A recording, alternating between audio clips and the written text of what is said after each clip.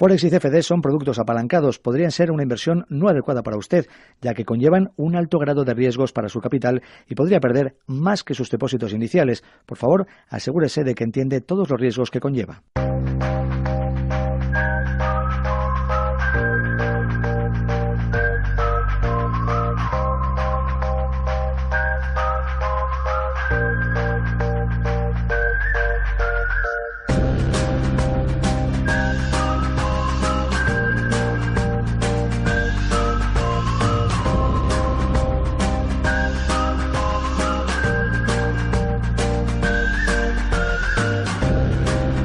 Bueno, pues una continuación del último capítulo, si ustedes lo han seguido a través del podcast en Movimiento Trading en Darwinex, de la mano de Capital Radio. Lo primero, les saludamos, bienvenidos a un nuevo capítulo, y digo continuación del capítulo porque la semana pasada, en el último, estuvimos enfrentando a los gestores tradicionales, que entendemos como gestores, por ejemplo, de los fondos de inversión de toda la vida, con los gestores en Darwinex.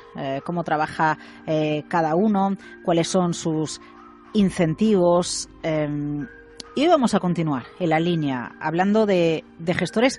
Juan Colón, cofundador de Darwinex y consejero delegado. ¿Qué tal estás? Buenas. Encantado de seguir aquí.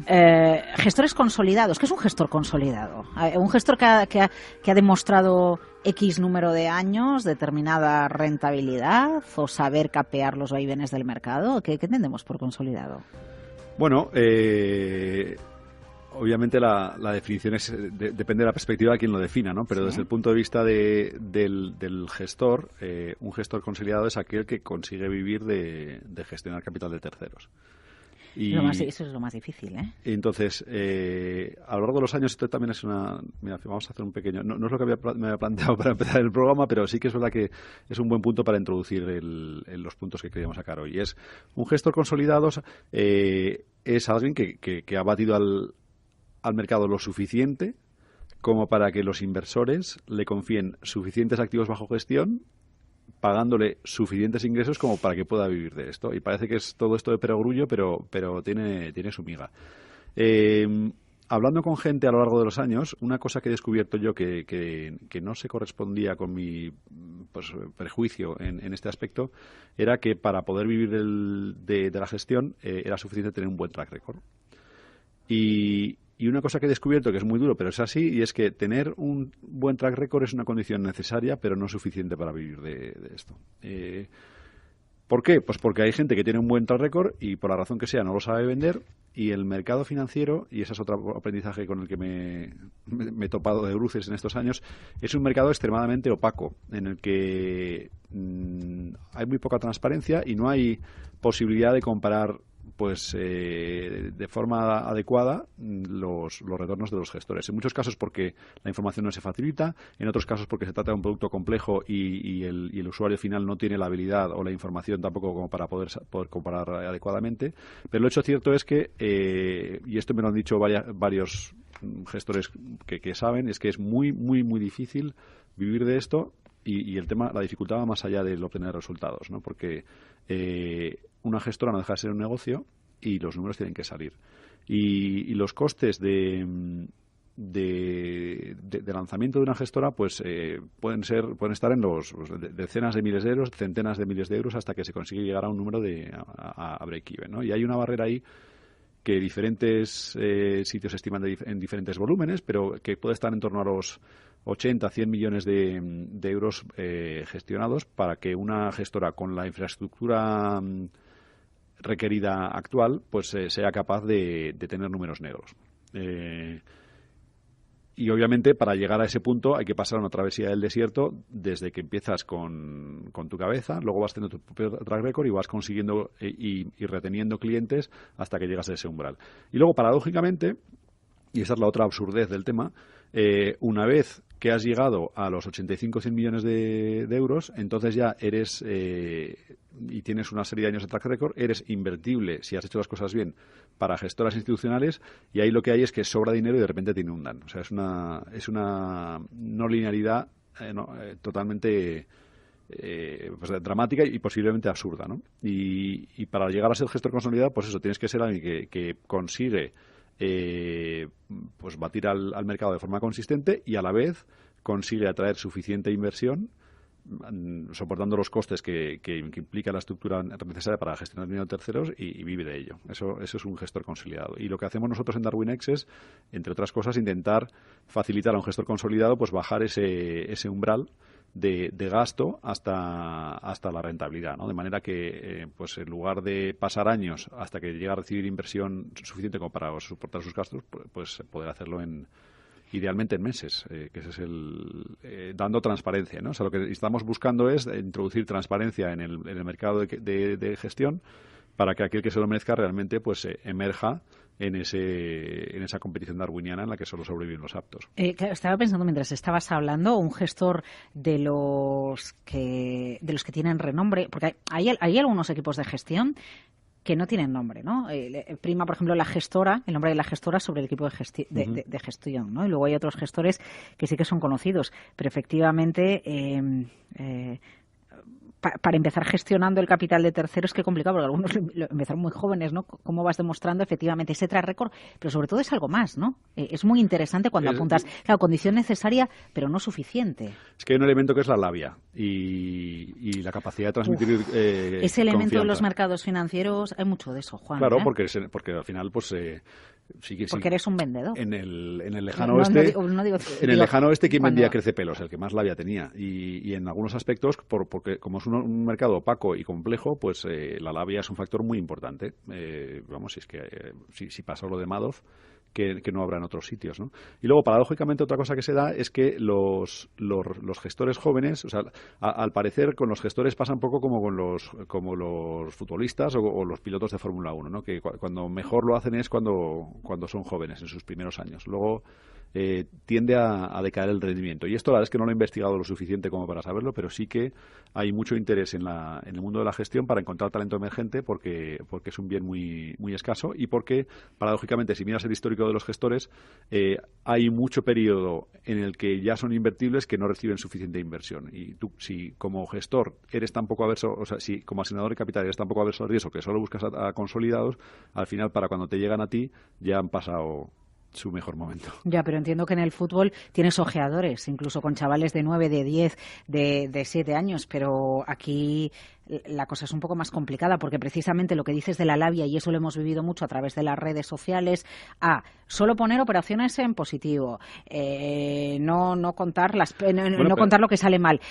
Cuando algo sale mal o incluso cuando algo sale bien, yo ya lo dije. Yo estoy yo ya lo dije, es que Juan, de ahí viene lo de DarwinX, ¿no? Si el ethos que queremos imponer, que es, mira, tú vente con el Darwin por delante, con el track record por delante y luego hablamos, ¿no? Porque todo lo demás es pues habladurías del Twitter, etcétera, etcétera. Y lo que ha pasado en los últimos años es que ha habido una explosión tecnológica que da acceso a todo el mundo y permite a todo el mundo tuitear y ese es yo en su momento creo que el Internet 1.0 era el país subiendo el periódico a la web.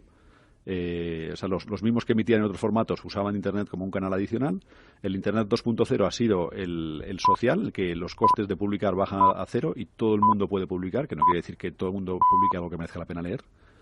Y ya estamos llegando al Internet 3.0 en el que hay que buscar formas de curar esa información, de filtrarla para que pues esa información que es muy rica y que es valiosa no se pierda las agujas en el pajar del ruido, ¿no? Y en ello estamos. Y de hecho DarwinX es una iniciativa en esa dirección. Perdona, sí. Bueno, y en línea con esto, ya entrando en materia del programa de hoy, la semana pasada hablamos de qué condiciones son necesarias para que DarwinX triunfe, ¿no? Cumpla su visión. La visión de DarwinX, para aquel que no la conozca, es que todo aquel que aspire a vivir de la gestión sepa que existimos y nos elija como el mercado en el que obtener el mejor precio por su capacidad de gestión. Ese es lo que define nuestro éxito, ¿no? Si el futuro George Soros tiene hoy 12 años y dentro de 3 años se plantea dónde vender su propiedad intelectual a inversores, queremos que sea DarwinX. Entonces, ¿qué condiciones tenemos que cumplir para poder hacer realidad ese sueño? Pues una de ellas es que cuando... O sea, a ver, Juan, yo conozco a gente para la cual su aspiración en el mercado financiero es llegar a gestionar, montar un fondo, ¿no? Sí. Entonces, si yo estoy en esa tesitura, ¿qué hay de diferente o qué me tengo que plantear? ¿O cuál es el modelo diferente para que yo diga, voy a ir llamando a puerta fría, aunque sea a la puerta de gestoras, ¿no?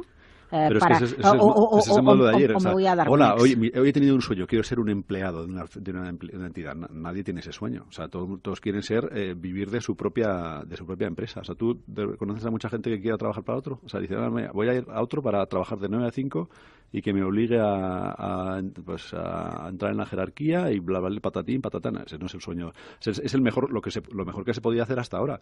Pero con Internet eso pensamos, y esa es la visión también, que no es necesario. Lo que tienes que hacer es ponerte a operar tu cuenta lo mejor que sepas y antes o después alguien, idealmente DarwinX, da transparencia al mercado para que se te reconozca ese rendimiento y obtengas un precio que te permita vivir de esto sin haber tenido que hacer una inversión absurda en reinventar la rueda de crear la enésima gestora, porque el paradigma de hoy es la opción A es me monto mi propia gestora y eso supone pues meses o años y miles muchísimo dinero de inversión antes de poder recibir al primer cliente. Y es que eso es absurdo. O sea, imagínate a alguien que quisiera escribir un libro y dijera, bueno, voy a escribir un libro y antes de esto voy a crear una editorial para poder vender mi libro. Y dice, pero ¿dónde se come eso? Es completamente absurdo, ¿no? Es un riesgo completamente innecesario, partiendo de la base de que además es dificilísimo hacer un libro que luego triunfe. Pues es lo mismo, o sea, sustituyes libro por estrategia que triunfe y es 100% equiparable. O sea, el paradigma de hoy es, quiero ser gestor, tengo que montar mi propia gestora. Y eso es absurdo. En 2020 o en 2019. Nuestro paradigma es, quiero ser gestor. Ya, lo que pasa es que, mira, si me lo llevo a un negocio que conozco bien, ¿no? Como es el de la radio, te puedo decir, claro, montar una radio, ¿no? Ya, lo que pasa es que... Claro, es que yo quiero ser locutora, voy a montar mi radio. O sea, ¿en qué cabeza cabe eso? O sea, voy a montar una emisora. Pero como es lo que la gente todavía conoce, ¿no? Bueno, pues claro, ahí está claro. La opacidad, la falta de formación, la desinformación. Aquí hay un montón de problemas que obviamente es un tema peleagudo porque vamos en paralelo a un cambio social que se está produciendo. O sea, ya los locutores se pueden plantear hacer un podcast y nosotros ahora mismo pues tenemos, y esto en más sentidas gracias a quienes nos escuchan, tenemos 15.000 escuchas mensuales de descargas del podcast sin hacer publicidad. Eso es algo que hace unos años era impensable. Pues, al final, si poco a poco vas intentando, no lo sé, no me corresponde a mí evaluar la calidad del podcast, tenemos que mejorar, pero algo debemos hacer bien si nos escucha bastante gente, ¿no? De forma recurrente. Pero lo importante es que nos estamos desviando del flujo de hoy. No nos desviamos, venga. Es que, igual que para vivir de la gestión, el track record es una condición necesaria, pero no suficiente, Sí. Llevándolo ya a nuestro negocio, o sea, lo que es DarwinX, nos estamos replanteando una serie de cosas porque pues hay momentos en los que es algo muy bueno, en el que las empresas que van como un tiro, que es como íbamos nosotros el año pasado, pues pasan cosas. Y pasa, por ejemplo, esa intervención del regulador que hace que la empresa siga yendo muy bien, pero que se pare el crecimiento porque al final tienes menos margen y puedes invertir menos en crecer, ¿no? Y en ese momento te planteas, realmente no hay nada que podamos mejorar de nuestro modelo de negocio para dar mejor servicio a esa visión. Y en ese sentido, DarwinX yo creo que lo hacemos razonablemente bien en cuanto a la condición necesaria para que vengan esos mejores gestores, en el sentido de que ya empieza a haber pues una inversión bastante respetable en los mejores gestores y los access fees ya están potencialmente en los cientos de miles de euros al año. Como hablamos la semana pasada, hay quizás demasiado riesgo en esa propuesta de solo success fee. Nos estamos planteando la opción de introducir un componente recurrente, menos volátil, para que los gestores puedan soportar mejor los periodos de drawdown, los que están por debajo de la marca de agua. Obviamente siempre alineado con los inversores, pero claro, si el gestor pues se muere de hambre, al final no llegas a saber cuál va a ser su propio retorno, su próximo retorno. Y ese es un tema en el que estamos trabajando. Pero el programa de hoy lo quería dedicar a lo que es la visión de DarwinX y cómo DarwinX tiene que estructurar su propio modelo de negocio para triunfar cuando nos llegue ese hipotético George Soros que ahora tiene 12 años y dentro de 3 años que buscará esto, ¿no? Que en lugar de que se vaya a Goldman Sachs para hacer más ricos a Goldman Sachs, que descubra que puede hacerse rico él y hacer ricos a los inversores dándoles acceso a ese talento que tiene, que esa es la visión. Y hay un tema ahí que es muy duro, que también es otro aprendizaje que te llevas cuando eres pues una persona naif que se mete en esto como nos hemos metido nosotros, ¿no? Y un aprendizaje es que, y esto es paradójico, y seguro que los haters me van a dar ahora caña, pero hay muchísima gente que una vez que conoce y entiende DarwinX, dice, esto es la leche. Y hay una serie de problemas que tenemos que hace que hay gente que nos conoce y no llega a percibir por qué es la leche, porque lo explicamos muy mal, lo hacemos muy complicado, como me dice alguno de mis haters favoritos en el podcast. Y hasta cierto punto tiene razón. Y en eso estamos trabajando, ¿no? En ese sentido, la usabilidad de la página mejora muchísimo. La página home, ahora que hemos puesto nueva, ya explica todo bastante mejor. O sea, poco a poco, pues hemos conseguido cristalizar ese mensaje, y es que DarwinX es mejor que cualquier otro broker, porque además de poder hacer lo que puede hacer cualquier otro broker más barato, pero sobre todo, en lugar de pagar, cobras. Y eso es una condición, es decir, 1000 veces mejor cobrar que pagar, ¿no? Si eres bueno. Pero nos hemos encontrado con otro problema, y ese problema es que las probabilidades de que nos encuentre ese George Soros en Internet, en ese pajar que hay, son muy, muy bajas. ¿Por qué? Pues porque estamos en un mercado, como bien sabes, en el que hay competidores que nominalmente hacen lo mismo que nosotros, que es ofrecer la posibilidad de operar en los mercados, que se gastan pues miles de euros por usuario para que ese George Soros les descubra. Y nosotros, como hemos elegido un modelo de negocio hasta ahora que consideramos que era el modelo de negocio correcto, que es ser un broker puro, pues tenemos un margen muchísimo más bajo que nuestros competidores, y no podemos entrar en ese juego de darnos a conocer. ¿Por qué? Porque si me gasto lo mismo que los otros en que me conozcan, y luego ingreso pues muchísimo menos porque tengo un modelo de negocio que no genera ese retorno, pues puedo montar la megaplataforma, que de hecho es lo que creo que ya hemos montado. O sea, hemos montado la megaplataforma y tenemos un éxito relativo, pero no comparable con otros competidores que se están dedicando a cosas que no nos gustan, ¿no? Y ahí te planteas, ¿estoy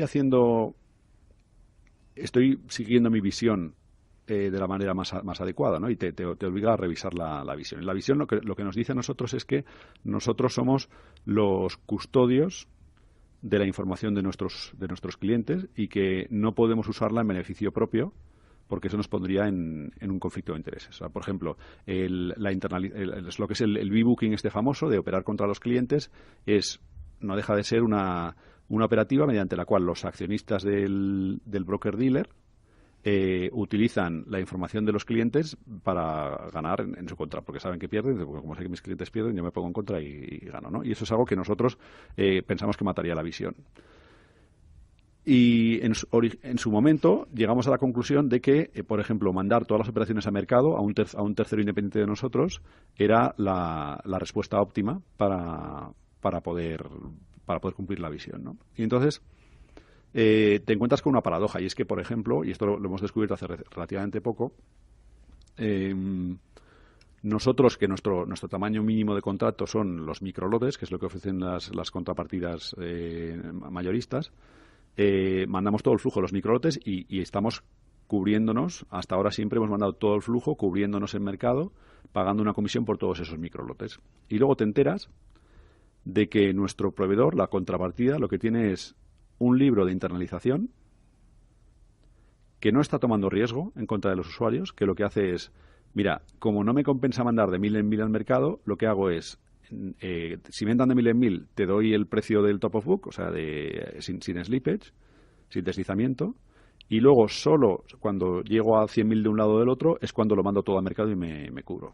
Entonces, ese es un modelo en el que dices, ¿hay un conflicto de intereses en el que estés haciendo al hacer eso? Y dices, pues no, porque básicamente si sabes que hay un tamaño de contrato X que hace que te ahorres una gran parte de tus comisiones y estás dando la misma ejecución a tus clientes y mejorando tu margen, es del género tonto lo que estamos haciendo nosotros, porque el hecho de no hacerlo nosotros implica que estamos pagando un montón de comisiones a nuestro proveedor, que lo está haciendo a su vez, con lo cual no estamos yendo ni siquiera de verdad a ese mercado, ¿no? O sea, el proveedor espera a tener X cantidad de órdenes en dinero o dinero en órdenes a lanzar la orden en mercado, ¿no? Las va lanzando una por una a medida que vuestros traders lo van haciendo. Eso es. Entonces, en muchos casos... Pero a ellos no les afecta en el precio en el que se les cruza la operación. A los traders no, reciben el precio que recibimos nosotros, pero el proveedor al otro lado lo está internalizando.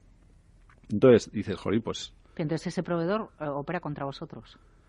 Bueno, opera con, lo que está haciendo es ahorrar costes de transacción. O sea, porque él tiene a su vez la información. Tú tienes la información de tus traders. Que estamos hablando de tener a lo mejor un lote abierto largo o corto, que es nada. O sea, es algo. Pero al final, entonces, ellos también tienen la información de tus clientes. No tienen la información de nuestros clientes porque nosotros no la publicamos. Nosotros mandamos la información, o sea, todos los trades que le entran en nuestro nombre. O sea, él recibe que Darwinex ha hecho un trade por 1.000 euros corto el euro-dólar, 1.000 euros largo el euro-dólar y pim pam. Y muchas veces ese flujo se va compensando entre sí. Entonces lo que han dicho es que si me voy con esto a Citi, me van a meter una factura descomunal por ticket, porque hay un mínimo de procesamiento, que es que no puedo darle servicio a estos clientes. O sea, directamente la única forma de ofrecer tickets de 1.000 euros en 1.000 euros es haciendo esto.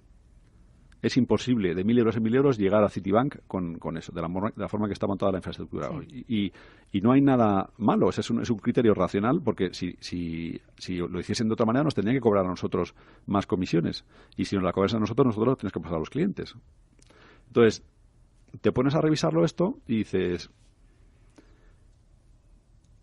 ¿y si, por ejemplo, hiciésemos nosotros eso? ¿Qué nos impide a nosotros hacer eso? Sobre todo ahora que hemos cambiado la licencia a raíz del tema del ESMA. O sea, nosotros nominalmente hasta agosto estábamos, no teníamos, la licencia que teníamos nos obligaba a mandar todo, ¿no? Y como consecuencia del ¿cómo se llama? De la protección de balance negativo, pues nos obligaron a ampliar la licencia, una licencia que no estamos usando, o sea, es que esa es la otra, no nos permiten ser lo que éramos originalmente, con lo cual tuvimos que ampliar la licencia, ¿no? Y te paras a hacer los números y te das cuenta de que a lo mejor imponiendo un libro de redondeo de un lote, corto o largo, pues podríamos ahorrarnos la mitad de nuestra factura de Prime Broker. Sin incurrir en ningún riesgo, porque al final los clientes están entrando y saliendo y se dan esa liquidez. Y dices, aquí hay un tema. O sea, habrá quien empieza a decir, no, es que los de Darwinex ya se han empezado a convertir a operar contra los clientes y no sé qué, no sé cuántos. Pero dices, vale, ¿en qué medida estoy ayudando a ese trader con el gestor consolidado si estoy pagando un montón de dinero gratis a mi proveedor, porque es que se lo está llevando crudo, que no invierto en decirle a ese George Soros de 12 años que nosotros estamos aquí y que cuando tenga la estrategia le seguirán 200 lotes que obviamente por definición irán todos a mercado, o sea, como ha ido siempre. O sea, en el momento en que cualquier inversor está siguiendo a un trader grande, hay que ir a mercado porque si no seríamos contrarios a la visión de Vale, es que necesito que te pares ahí un momento, sí. Porque me surgen dos dudas principales. La primera es, ¿eso quiere decir que si el cliente pierde tú vas a ganar? ¿Vosotros vais a ganar?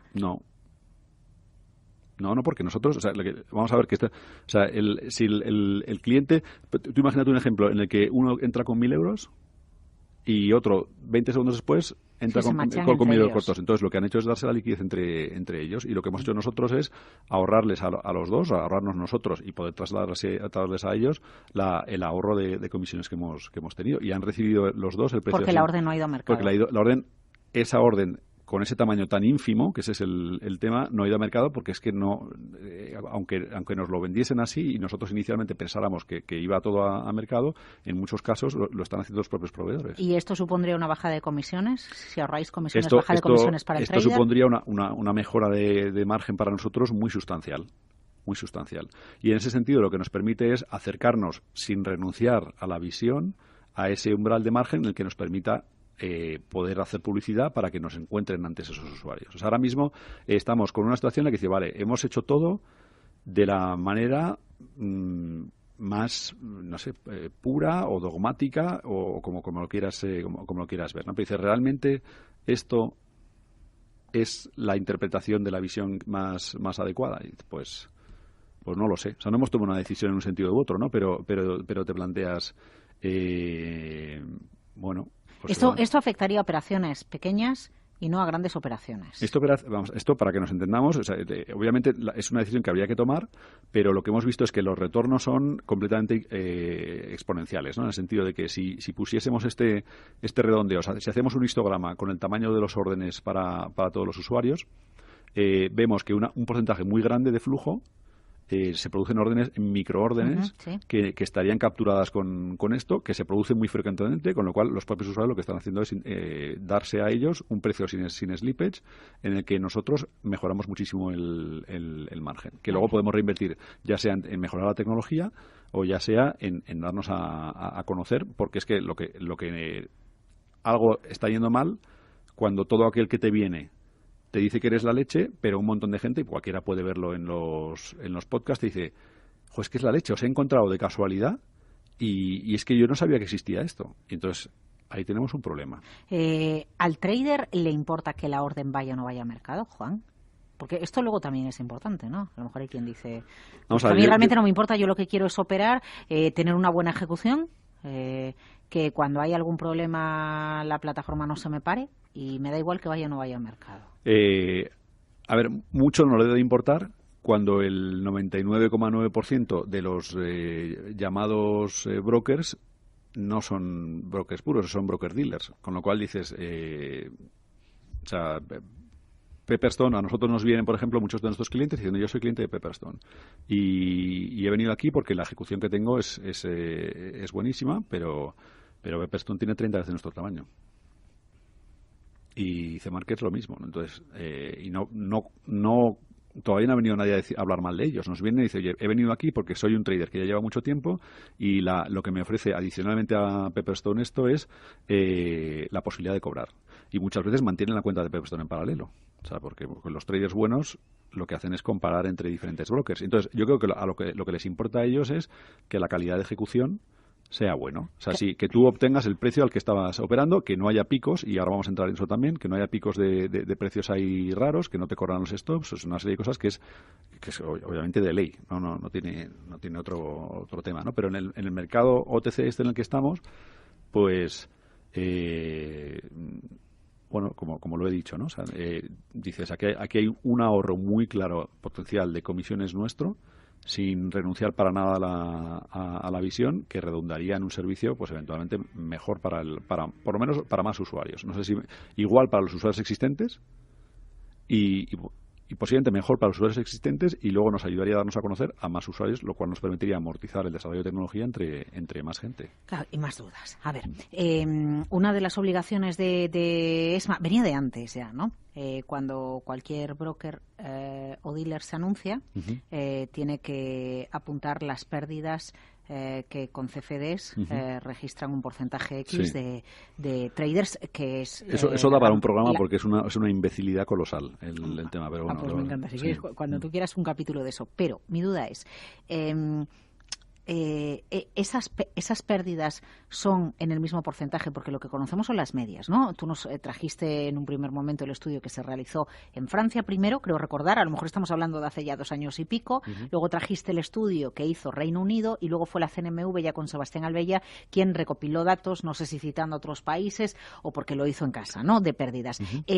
Esos porcentajes que se escuchan en las cuñas y en la publicidad son iguales para los traders, estemos hablando de un broker dealer, de un broker puro o de un broker dealer, porque eso también me parece otra cuestión relevante. Te voy a hacer una ¿no? pregunta. Hay una cosa que me encanta todos los 6 de enero, que es salir a la calle a correr. Yo tengo muchísimos defectos, pero una cosa que me ha venido muy bien es que tengo constancia al hacer deporte porque si no es que exploto. Porque fuiste nadador. Porque fui, sí, eso marca mucho. O sea, lo de el tema de ir y volver en largo, 25, 50, 75 y tal, eso marca. Es un tema de machacas, ¿no? Y es que es alucinante la cantidad de chándals y bicicletas de Decathlon que se estrenan ese día y acaban en el trastero o en la basura o regalados o lo que sea. Y en los gimnasios pasa lo mismo. Otro día me llegó un chiste de estos de WhatsApp graciosísimo de esto es intolerable. Llevo ya 2 meses apuntado al gimnasio, todavía no he bajado 2 o 3 kilos. Tendré que pasarme personalmente a ver qué es lo que está pasando. ¿No? ¿Qué porcentaje de la gente que se da de alta en un gimnasio a principios de año está yendo todavía en marzo? O sea, tú me estás queriendo decir que estos porcentajes que sacan los organismos solo están teniendo en cuenta los traders que llevan 3 meses. No, están teniendo en cuenta todos. Entonces aquí lo que hay es un flujo de mariposas que llegan y se revientan contra el mercado, y luego hay un flujo constante de clientes que se mantienen en el mercado. Sí, te entiendo, entonces, pero yo te nosotros, pregunto otra cosa. que esto es importante. Pero es que esto también va en línea con lo de mandar o no mandar la orden a mercado. Pero espera, los porcentajes de pérdida son iguales. Que sí, Laura, o sea, nosotros el 80% de la facturación lo hacemos con el 10% de nuestros clientes. Y, por ejemplo, muchas veces nos ha dicho la gente que tendríamos que subir el depósito mínimo de 500 euros, donde está en estos momentos, a, por ejemplo, pues 5.000 euros o 10.000 euros, porque si no la gente nos toma por, quote unquote, o sea, abro paréntesis, otra mierda de chiringuito de CFDs. Bueno, pero esto ya nos contaste el tema de Darwinia, los problemas que se generaron. Bueno, pero ese problema los generaron, pero lo hicimos, y pues los de siempre dijeron ¡guau! Y a los que realmente va destinado a Darwinia dijeron, jolín, muchísimas gracias, porque estoy hasta las pelotas de que me llegue aquí uno con una cuenta de 200 euros y de chiripa entre por delante en Darwinia. Entonces, a mí lo del 77% es que ni lo miro. ¿Por qué? Porque a mí lo que me interesa es que les vaya cada vez mejor a los inversores que dedican tiempo a hacer esto, y que cada vez tengamos más y mejores traders. Y hay un elemento ahí que es sobre lo que hemos estado trabajando, que es trabajar sobre lo que hay, pero hay otro que se viene a decir, es que ¿de qué me sirve tener aquí una cosa fantástica si nadie sabe que existo? Porque tengo un modelo de negocio equivocado. Y en ese sentido es que el porcentaje de ganadores y perdedores es que me lo paso por el arco. O sea, el inversor que lo sabe hacer bien cada vez mete más dinero, y ese es uno. Y ese me mete una cuenta de 50.000 euros. Y hay 37 que han llegado, han metido 500 euros. ¡Ay, me voy a meter en este que parece que va para arriba! Tú te lo pasas por el arco. Yo sé que se lo pasa por el arco, por ejemplo, inversores que no están considerados en la categoría por ESMA de profesionales, que dicen, a ver, es que a mí que me limites el apalancamiento me está fastidiando, porque yo sé perfectamente Laura, mira, la empresa, he picado en algunos aspectos de naif, pero desde el primer momento esto se ha llamado Darwinex. Si lo hubiéramos querido llamar, como dije ya otra vez, Podemex o Comunex o Socianex, pues lo hubiéramos llamado Socianex, pero el mercado es el mercado. Y lamentablemente, aquí, lamentablemente no, gracias a Dios, persevera el que se le ocurra y el que tiene talento. Y eso va así. Entonces, las cohortes, por definición, están sesgadas porque lo del pelotazo es muy atractivo, somos una página online y permitimos a cualquiera la oportunidad de conseguirlo. Y bueno, eso siempre va a seguir ahí, pero nos tenemos que plantear formas de mejorar nuestro margen para poder invertir más en publicidad o bien en tecnología. Porque si no, la visión será, pues estos son unos tíos que lo hicieron todo también, eran tan puritanos que acabaron solos. Porque es imposible seguir con todas esas máximas tan restrictivas, pues no vas a ningún lado, que además que son restrictivas en el sentido equivocado, porque como he dicho... no, es que yo, por ejemplo, siempre que te he escuchado de defender la necesidad, de ojalá algún día haya un libro de órdenes común a todas las órdenes, que creo que ya has llegado a la conclusión de que eso no va a pasar. Han llegado aquí, han llegado los del ESMA y han hecho un cambio regulatorio que lo que ha hecho es limitar el apalancamiento, de manera que mis competidores australianos se lo están llevando crudo. Pero cuando siempre has defendido el hecho de que las órdenes vayan al mercado, yo he interpretado, o lo he hecho ingenuamente, Juan, o he interpretado que de lo que se trata es de no operar contra el trader. Sí. Quiero decirte, si mi negocio es vender pizzas, yo lo que no voy a hacer es racanear en el queso que le echo a la pizza, porque yo lo que tengo es que calcular bien la relación coste de la pizza, precio de venta de la pizza, para ver, pues para tener beneficios y tener un buen margen. Pero si empiezo a escatimar en el coste de la pizza, al final lo que me va a pasar es que van a dejar de comprar mis pizzas y mi negocio va por ahí. Sí, está claro. Entonces, nuestros pasos ya lo he anunciado. O sea, estamos evaluando la posibilidad esta de los anti-Darwins, y de hecho se admiten sugerencias sobre cómo llamarlos, pero pensamos que el ponerse corto, ¿no? El poder operar en contra de un Darwin. Y cualquier idea de nombres será más que bienvenida, porque ya tengo la cabeza tan fundida que no. En su momento se me ocurrió Darwinex y Darwinia y no sé qué, pero ya el videojuego ya nada más es así. O sea que cualquier idea sería buena. Y nos estamos planteando la posibilidad de que los clientes se puedan poner unos en contra de otros para darse liquidez entre sí. ¿Y por qué? Porque salen ganando los dos, se ahorran el spread. Y además tienen acceso a una oportunidad fantástica, que es, o sea, si hay 70, o sea, tú imagínate lo fácil que tiene que ser ganar contra un minorista si el 80% pierden. ¿Os hacen sugerencias? ¿Os dicen, ¿y por qué no cambiáis esto y por qué no hacéis lo otro? Los clientes, muchas. Y es una de las cosas que más se agradece. Y luego, claro, el tema de todo esto es que no tenemos medios ilimitados y que no...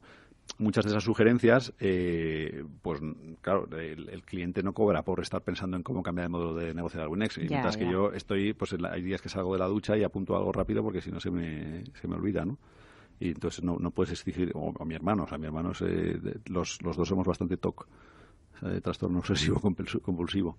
Pero es una de las reflexiones que nos estamos planteando ahora mismo, ¿no? Es decir, si tengo un track record de la leche, pero nadie sabe que lo tengo, no seré un gestor consolidado. Y si tengo una empresa de la leche, pero nadie sabe que existe, tampoco seré una empresa consolidada. Y eso es una realidad a la que nos tenemos que enfrentar. Ya estáis replanteando algunos de los pilares que os han ido acompañando. Es la evolución. Para la supervivencia. Nosotros somos como los políticos. Haremos todos los errores hasta que eventualmente lleguemos a la solución adecuada.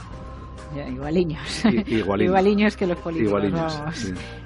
Movimiento Trader con Darwinex. En el último capítulo se replanteaba, se analizaba cómo incentivar al trader, al gestor, que pasa también rachas malas, porque mientras está operando también tiene que comer. Hoy se replantea por qué sí o por qué no todas las órdenes deben ir a mercado, si eso supone que vamos a ahorrar en los paquetes pequeños, en los lotes pequeños, algunas comisiones, y esos nos van a permitir tener más margen para que el George Soros, que tiene hoy 12 años, acabe encontrándonos. Cuidado, que yo he hablado de microórdenes, o sea, vale. Microórdenes, no otra cosa. Vale, microórdenes. Repite, luego van a llegar los audios. Al hater, o sea, repito, explícito, hablamos de microórdenes, no hablamos de nada más. Bueno, pero haters hay en todas partes, ¿eh? Bueno, pero yo... Bueno, está bien, si es constructivo, está bien que aporten. Está claro.